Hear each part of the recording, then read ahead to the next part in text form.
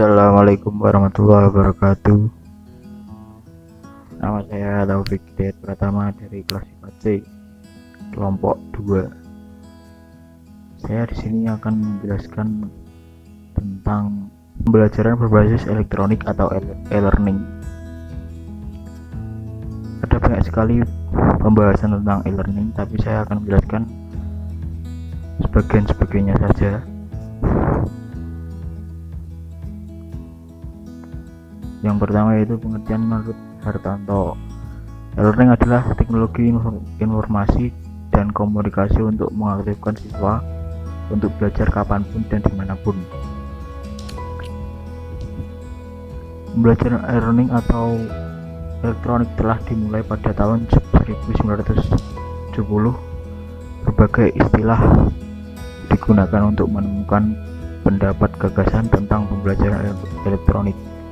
Antara lain adalah online learning, internet enabled learning, virtual learning, atau web based learning.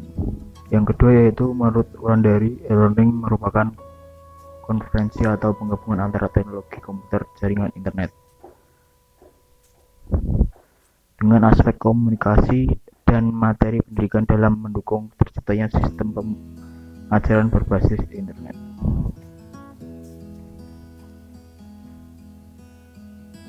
Dan yang ketiga yaitu menurut Zahdi, e-learning adalah proses pembelajaran yang dituangkan melalui teknologi internet.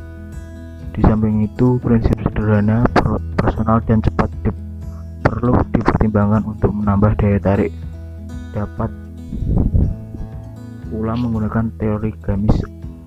Oleh karena itu, prinsip dan komunikasi pembelajaran perlu didesain seperti layak pembelajaran konvensional. Yang pertama yaitu manfaat dari e-learning, yaitu pemanfaatan teknologi terkomunikasi untuk kegiatan pembelajaran di perguruan tinggi di Indonesia semakin kondusif dengan diterbitkannya Surya Keputusan Menteri Departemen Pendidikan Nasional tahun 2001 yang mendorong perguruan tinggi konvensional untuk menyelenggarakan pendidikan jarak jauh. E-learning mempermudah interaksi antara peserta didik dan bahan atau materi pelajaran. Peserta didik dapat saling berbagi informasi atau pendapat mengenai berbagai hal yang menyangkut pelajaran atau kebutuhan pengembangan diri peserta didik. Secara lebih rinci, manfaat e-learning dapat dilihat dari dua sudut, yaitu dari sudut peserta didik dan guru. Yang pertama yaitu dari sudut peserta didik. Dengan kegiatan e-learning dimungkinkan berkembangnya fleksibilitas belajar yang tinggi, antara lain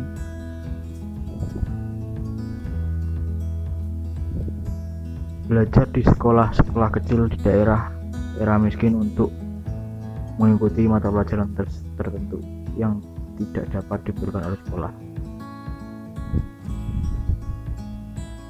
Yang kedua, mengikuti program pendidikan keluarga di rumah untuk mempelajari materi yang tidak dapat diajarkan oleh orang tuanya, seperti berbahasa asing dan keterampilan di bidang komputer. Yang kedua yaitu dari segi guru, beberapa manfaat yang dapat diperoleh antara lain lebih mudah melakukan pemutakhiran bahan-bahan yang menjadi tanggung jawab sesuai dengan tuntunan perkembangan keilmuan yang terjadi. Yang kedua, mengembangkan diri atau merakuskan penelitian guna meningkatkan wawasan karena waktu luang yang dimiliki relatif lebih banyak. Yang ketiga yaitu mengontrol kegiatan belajar peserta didik. Yang keempat, mengecek apakah peserta didik telah mengerjakan soal-soal latihan setelah mempelajari topik tertentu. Yang keempat, memeriksa jawaban peserta didik dan memberitahukan hasilnya kepada peserta didik. Selain itu, manfaat e-learning dengan menggunakan internet, khususnya dalam pembelajaran jarak jauh, antara lain yang pertama, Guru dan siswa dapat berkomunikasi dengan mudah dan cepat melalui fasilitas internet tanpa dibatasi oleh tempat, jarak, dan waktu.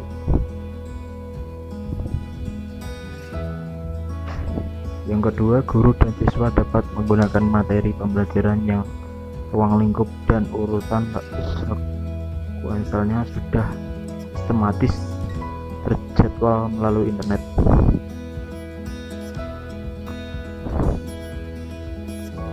Yang ketiga, dengan e-learning dapat menjelaskan materi pembelajaran yang sulit dan rumit menjadi mudah dan sederhana. Yang keempat yaitu mempermudah dan mempercepat mengakses atau memperoleh banyak informasi yang berkaitan dengan materi pembelajaran yang dipelajari dari berbagai sumber informasi dengan melakukan akses di internet. Yang kelima yaitu internet dapat dijadikan menjadi magis untuk melakukan diskusi antara guru dengan siswa, baik untuk seorang pembelajar atau dalam jumlah pembelajaran terbatas. Peran siswa menjadi lebih aktif mempelajari materi pembelajaran. Yang selanjutnya yaitu karakteristik.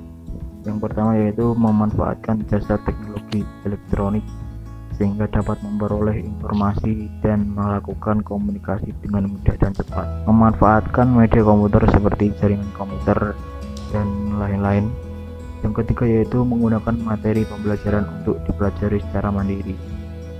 Yang keempat, materi pembelajaran dapat disimpan di komputer sehingga dapat diakses oleh guru dan siswa kapan saja dan di mana saja bila yang bersangkutan memerlukannya. Yang selanjutnya yaitu fungsi. Yang pertama adalah tambahan. Dikatakan berfungsi sebagai tambahan apabila peserta didik mempunyai kebebasan memilih apakah akan memanfaatkan materi pembelajaran elektronik atau tidak. Yang kedua yaitu pelengkap. Dikatakan berfungsi sebagai pelengkap apabila materi e-learning diprogramkan untuk melengkapi materi pembelajaran yang diterima siswa di dalam kelas.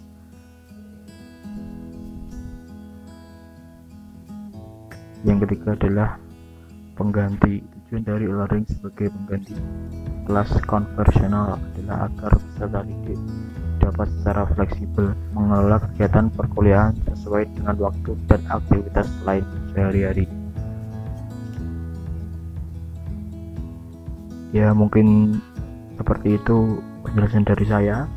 Apabila ada kurang lebihnya, saya mohon maaf. Wassalamualaikum warahmatullahi wabarakatuh.